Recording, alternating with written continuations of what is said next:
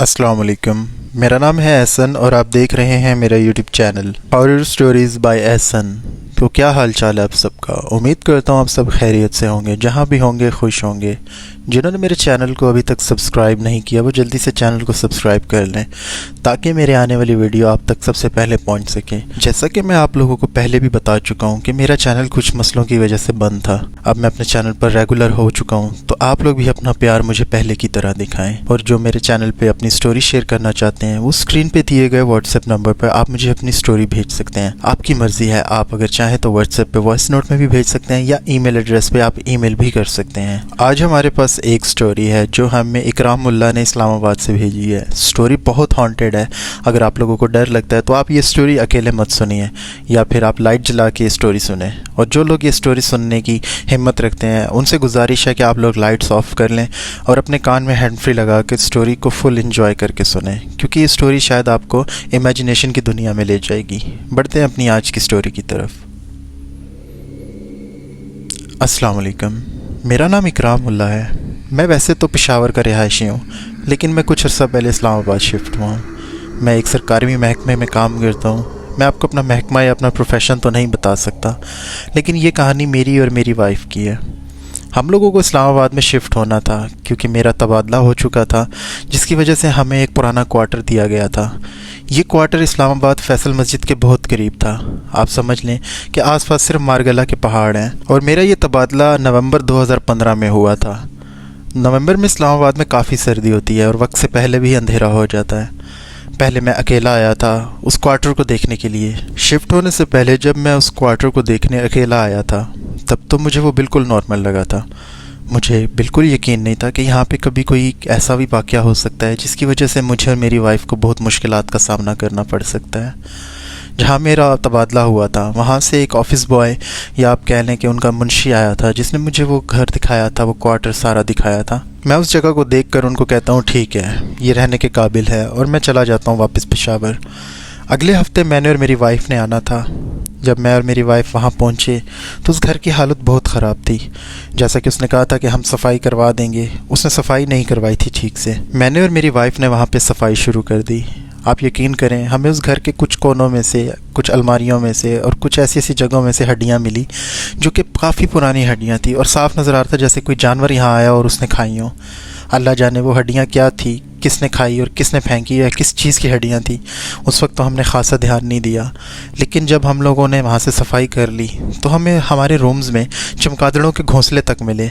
चमगादड़ का वहाँ होना इस चीज़ की गवाही है कि वो जगह बहुत पुरअसरारियत से भरी हुई थी। खैर, हम लोग वो घोंसले भी साफ़ करते हैं, वहाँ से सारी सफाई सुथराई करके उस जगह को रहने के काबिल बना देते हैं। एहसन भाई, अब हमारे घर के बैक साइड पे जो सेक्टर्स हैं इस्लामाबाद का F सेक्टर्स लगते हैं वो थे, और जो फ्रंट साइड थी वहाँ से सिर्फ पहाड़ नज़र आ रहे थे मारगिला हिल्स के। और दूर ऊपर तक ना आप यकीन करें कि सिर्फ दरख्त और पहाड़ ही पहाड़ थे। और हमारी स्ट्रीट में सारे क्वार्टर थे, और जब हमारी क्वार्टर जहाँ पे ख़त्म हो रहा था वहाँ पे आगे सिर्फ जंगल था और एक गंदा सा नाला था। शाम होने को थी और घर में कुछ बनाने को नहीं था क्योंकि उस दिन हम लोग शिफ्ट हुए थे, अभी किचन की मरम्मत नहीं हुई थी। तो मेरी वाइफ ने कहा कुछ मंगवा लें। अब हम लोग वहाँ पे नए थे और मुझे कोई आइडिया भी नहीं था कि यहाँ से क्या मंगवाया जाए। मेरे पास गाड़ी थी। मैंने वाइफ से कहा मैं कुछ जाकर ले आता हूँ। और ये मगरिब का टाइम था जब मैं वहाँ से निकल गया कुछ खाने को लेने के लिए। ये सर्दियाँ थी और नवंबर था, शाम के 5 बज चुके थे। अभी मैं रास्ते में ही था कि अचानक मुझे मेरी वाइफ की कॉल्स आती हैं। मैं उनकी कॉल अटेंड करता हूँ और वो बहुत घबराई हुई होती हैं। वो कहती हैं अब जल्दी से आ जाओ, खाना लेकर, कितनी देर है आपको। मैं उन्हें कहता हूँ कि अभी तो मैं रास्ते में हूँ, अभी तो मैं घर से निकला हूँ। तो मेरी वाइफ बहुत घबराई हुई होती हैं। मैं उनसे पूछता हूँ हुआ क्या है। वो मुझे बताती नहीं है, लेकिन वो कहती हैं बस आप खाना लेके जल्दी घर आएँ। मैं वहाँ से जल्दी से खाना लेकर अपने जब घर पहुँचता हूँ तो मैं अपनी वाइफ से पूछता हूँ क्या हुआ है। एहसन भाई, वो इतनी घबराई हुई होती हैं कि उनके से मुंह से कुछ आवाज़ नहीं निकल रही होती वो मुझे बता सकें। मैं उन्हें थोड़ा पानी पिलाकर उनको रिलैक्स करता हूँ नॉर्मल करके, फिर मैं उनसे पूछता हूँ। वो कहती हैं जब आप यहाँ से निकले हो तो मैं इस कमरे के जो सबसे कोने वाला बाथरूम है, लास्ट वाला कॉर्नर पे, उस बाथरूम में जब मैं गई हूँ तो मुझे बाहर से दरवाज़ा खटखटाने की आवाज़ आई है। एहसन भाई, हमारे क्वार्टर का जो मेन डोर था वो काफ़ी नीचे था सीढ़ियाँ उतर के, और उसको अगर कोई नॉक भी करे तो ऊपर आवाज़ नहीं आ सकती, और उसे मैं बंद करके गया था। सीढ़ियाँ चढ़ के एक फ्लोर क्रॉस करके दूसरे फ्लोर पे हम लोग थे। तो ऐसा कैसे मुमकिन हो सकता है कि कोई ऊपर अगर आया तो उसने दरवाज़ा नॉक किया और वो गायब भी हो गया। तो मैं अपनी वाइफ से पूछता हूँ कि हो सकता है कोई आया हो, लेकिन इस चीज़ पे भी दिमाग मानने को तैयार नहीं था कि यहाँ कौन आएगा, जबकि दरवाज़ा तो मैं बंद करके गया था। और मेरी वाइफ का ये कहना है कि इस रूम के दरवाजे को किसी ने दस्तक दी है। मैं बहुत परेशान हो जाता हूँ। फिर उसके बाद मैं अपनी वाइफ को कहता हूँ हो सकता है तुम्हारा वहम हो, और वो भी अपना वहम समझ के बात को जाने देती है। हम लोग बैठ के खाना खाते हैं। अब रात के 9 बज चुके थे और हल्की हल्की ठंड शुरू हो चुकी थी। तो मैंने और मेरी वाइफ ने फ़ैसला किया कि हम किसी तरह चाय बना के ऊपर छत पे जाते हैं। अब मसला ये था कि किचन में अभी तक काम नहीं हुआ था, कुछ ख़ास सामान भी नहीं था। तो अब चाय के लिए हमने सोचा कि बाहर पीने जाते हैं। लेकिन अभी हम ये सोच ही रहे थे कि हमें अचानक से फिर नीचे रूम से एक आवाज़ आती है। मैं फिर अपनी वाइफ से कहता हूँ कि ये आवाज़ किस चीज़ की थी। वाइफ कहती है मैं आपको बोल रही थी ना कि उस शाम में भी मुझे ऐसी ही नॉक की आवाज़ आई थी, अब ये देखें फिर आई है। अब मेरे दिल में थोड़ी सी घबराहट आने लग गई, लेकिन मैं अपनी वाइफ के सामने घबराहट का मुजाहरा नहीं कर रहा था क्योंकि वो कहीं ना डर जाए, क्योंकि अब हमने यहीं रहना था और दिन में तो मैंने वैसे भी नहीं होना था। तो पीछे मेरी वाइफ अकेली होती और वो इस चीज़ से आज पहले दिन ही ना डर जाए, इसलिए मैं अपने आप पे काबू पाते हुए उसे कहता हूँ कि हो सकता है कोई बिल्ली वगैरह हो या हवा से दरवाज़ा बजा हो। तो मैं नीचे जाकर जब देखता हूँ इधर उधर कुछ भी नहीं होता एहसन भाई। मेरी वाइफ बहुत घबरा के मेरे पीछे पीछे आ रही होती है और मैं उसको थोड़ा सा नॉर्मल करने के लिए एक्टिंग करके हंस के कहता हूँ कि यार अभी बिल्ली मैंने यहाँ देखी है, वो भाग के चली गई है, तो हो सकता है शाम में भी ये बिल्ली आई हो और उसने ये काम किया हो।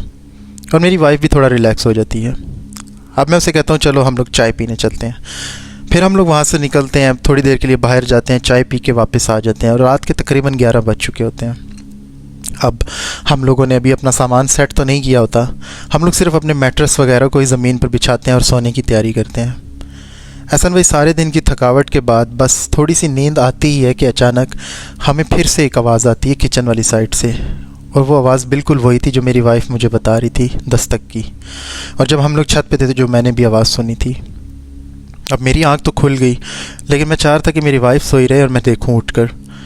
वो आवाज़ इतनी ज़्यादा बुलंद हो गई कि मेरी वाइफ भी डर के उठ गई। एहसन भाई अब वो ये टाइम था कि अब मैं और मज़ीद झूठ भी नहीं बोल सकता था। अगर मैं झूठ बोलता तो शायद मेरी वाइफ बहुत ज़्यादा डर जाती। मैंने अपनी वाइफ को कहा कि तुम घबराओ नहीं, उठो और आयतुल कुर्सी पढ़ती रहो, मैं देखता हूँ। एहसन भाई मैं उठ के चेक करता हूँ सारे रूम्स में, हर तरफ मुझे कुछ भी नज़र नहीं आता। आप यकीन करें कि मैं बहुत ज़्यादा परेशान हो गया था कि आखिर ये माजरा क्या है। इतने में मैं अंदर आके क्या देखता हूँ कि मेरी जो वाइफ है वो बहुत ज़्यादा डरी हुई और सहमी हुई है। उसके मुंह से कोई आवाज़ नहीं निकल रही और वो बहुत ज़्यादा घबराई हुई है। मैं अपनी वाइफ से पूछता हूँ क्या हुआ तुम्हें, और वो मेरे से नज़रें नहीं मिला रही थी। उसके अंदर इतना खौफ तारी हो चुका था कि वो अपनी कुछ बात बताने की पोजीशन में नहीं थी। जब मैं अपनी वाइफ पे बहुत ज़्यादा ज़ोर देता हूँ कि मुझे बताओ ताकि हम कुछ कर सकें, तो वो मुझे बहुत घबरा के डरते हुए बताती है कि जब आप किचन की तरफ जा रहे थे तो आपके पीछे से एक ब्लैक कलर का शैडो गुजरा और उस कमरे में दाखिल हुआ है। ओ मेरे खुदाया एहसन भाई, ये सुनते ही मेरे पाँव के नीचे से ज़मीन निकल गई, क्योंकि मैं अपनी वाइफ को अच्छे से जानता था, वो झूठ तो बोलेगी नहीं जितना वो डरी हुई थी। मैं अपनी वाइफ को थोड़ा सा मज़ीद रिलैक्स करवाने की कोशिश करता हूँ और वो एक ही बात कही जाती है कि यहाँ से चलें, मुझे यहाँ नहीं रहना, हम लोग यहाँ नहीं रहेंगे, यहाँ से निकलें। मैं उसे कहता हूँ इतनी रात हो चुकी है, अब हम कहाँ जाएंगे, हमारा सामान यहाँ पड़ा है और हम लोग नई जगह पे हैं, हम लोगों को कौन यहाँ जानता है जो हम जा सकें। मेरी वाइफ बहुत ज़्यादा कहती है कि चाहे होटल चलो, जहाँ भी चलो, लेकिन यहाँ से निकलो। मैं अपनी वाइफ को ये दिलासा देता हूँ कि मैं तुम्हारे साथ हूँ, ऐसी की तैसी ऐसी चीज़ की कोई हमें नुकसान तो पहुँचाए। एहसन भाई मेरे अंदर तो खौफ था, लेकिन मैं जानबूझ के उससे इस तरीके से बात कर रहा था कि उसका डर ख़त्म हो, लेकिन कहीं ना कहीं खौफ मुझे भी बहुत ज़्यादा था। अब वो थोड़ा सा नॉर्मल तो हो जाती है, लेकिन मैं उसे छत पर ले जाता हूँ। अब एहसन भाई हम लोग छत पर आ गए। छत पे हमने एक लाइट ऑन कर ली, जो कि छत पे एक बल्ब लगा हुआ था, लेकिन उसकी रोशनी बहुत धीमी थी। हम लोग वहाँ बैठ गए और हम लोगों को जो कुरानी आयत आती थी, जो वजीफ़े आते थे, हम पढ़ते रहे। एक तरफ हमारी नज़र पड़ती थी पीछे वाले घरों पर, जहाँ बिल्कुल सन्नाटा, लोग आराम से अपनी नींद को सो रहे थे। शायद हम लोग ही वो बदनसीब लोग थे जो उस टाइम उस मखलूक की वजह से रात को छत पे जाग रहे थे। और हमारी फ्रंट साइड पे सामने मार्गेला हिल्स के सारे पहाड़, जिसमें कोई इक्का दुक्का छोटी छोटी जगह पर कोई हमें लाइट नज़र आती, ऑन होते फिर बंद हो जाती, फिर ऑन होते। शायद किसी का घर हो या वहाँ पे भी अल्लाह जाने क्या मखलूक थी। और मुसलसल हम लोगों को पूरी रात वहाँ पे वो नीचे से आवाज़ें आती रही, जैसे हमारे घर में कोई नीचे घूम रहा है और वो चहल पहल कर रहा है। एहसन भाई रात के 2:30-3 जब बजे, उसके बाद उस चीज़ की एक्टिविटी इतनी ज़्यादा हो गई कि हमारा जो सामान था वो हमारा सामान खोलने की जैसे कोई कोशिश कर रहा हो, कभी हमारी किसी चीज़ गिरने की आवाज़ इधर से आए, कभी उधर से आए। साफ वाज़े फ़ील हो रहा था जैसे कोई हमारा सामान खोल के चेक कर रहा है और देखना चाह रहा है। एहसन भाई, हम सिर्फ इस इंतज़ार में थे कि ये रोशनी हो और हम यहाँ से निकलें, क्योंकि हमारे में हिम्मत नहीं थी हम लोग नीचे वाले फ़्लोर से जाएं। नीचे वाला फ़्लोर तो इससे भी ज़्यादा वहशतनाक था, वो बिल्कुल ख़ाली था। हम लोग काफ़ी देर इस चीज़ को सुनते रहे, बर्दाश्त करते रहे, अल्लाह का कलाम पढ़ते रहे। आखिरकार वो चीज़ें थम गई और आहिस्ता आहिस्ता हल्की हल्की सुबह भी हो गई। अब रोशनी जब थोड़ी ज़्यादा हो चुकी थी तो हम लोगों ने हिम्मत की नीचे जाने की। सुबह के 6-7 बज चुके थे और हम लोगों ने जब नीचे जाके देखा तो एहसन भाई, जो रात को हमें आवाज़ें आ रही थी वो हमारा सामान ही इधर उधर फेंका जा रहा था। पूरे कमरे में हमारा सामान बिखरा पड़ा था। एहसन भाई, हमें सुबह के टाइम भी उन कमरों से वहशत आ रही थी। हमें लग रहा था अगर हम यहाँ रात गुजारते तो हमारा क्या होता। फिर मैं अपने ऑफिस में रब्ता करता हूँ और पता करवाता हूँ कि इस घर का क्या माजरा है, हमारे साथ जो कुछ हुआ है। मैं सारी उनको कंप्लेंट करता हूँ और वो हम लोगों की बात को समझते हुए हमें दूसरा क्वार्टर अलॉट करते हैं, जो कि थोड़ा आबादी में भी था, उस जगह से हट के था। बाद में मुझे पता चला कि इस घर में कुछ मखलूक़ात का बसेरा है। पहले भी 2-3 फैमिलियाँ यहाँ पे आई थी जो यहाँ पे एडजस्ट नहीं हो सकी थी और उनको भागना पड़ा था। आज भी वो क्वार्टर उसी तरह ख़ाली हैं। कभी कभार मैं वहाँ से गुज़रता हूँ तो मैं उस क्वार्टर को लाजमी देखता हूँ और उसकी वहशत और उसकी जो पुरस्रारियत है वो उसी तरह बरकरार है जैसे आज से 10 साल पहले 2015 में थी। एहसन भाई, आप यकीन करें कि ऐसे ऐसे वाक़यात वहाँ पे सुनने को मिले हैं कि हम लोगों ने शुक्र अदा किया कि हम लोग एक रात में ही वहाँ से वापस आ गए। आप अगर चाहें तो मैं आपको कभी विज़िट भी करवा सकता हूँ अपने साथ ले चल के दिखा के। ये आपकी ऑडियंस पे है कि वो क्या चाहते हैं, वो देखना चाहते हैं तो आप ये चीज़ स्टोरी में ऐड कीजिएगा। बहुत शुक्रिया इकराम भाई, आपने अपनी ये स्टोरी शेयर की। मैं उम्मीद करता हूँ इंशाल्लाह आपके साथ मैं ज़रूर वो जगह विज़िट करूँगा और उम्मीद करता हूँ हमारी ऑडियंस को आपकी स्टोरी अच्छी लगी होगी। ऐसी हॉरर स्टोरीज़ भेजने के लिए हमारे स्क्रीन पर दिए गए व्हाट्सएप नंबर पर आप स्टोरीज शेयर कर सकते हैं। उम्मीद करता हूँ जल्दी से जल्द आपकी स्टोरी मैं अपलोड करूँगा। और जिन्होंने मेरे चैनल को सब्सक्राइब नहीं किया वो जल्दी से सब्सक्राइब कर लें ताकि आप लोगों को ऐसी वीडियोज़ मिलती रहें। मैं आप लोगों से फिर किसी वीडियो में मिलूँगा, तब तक अपना ख्याल रखिएगा। अल्लाह हाफिज़।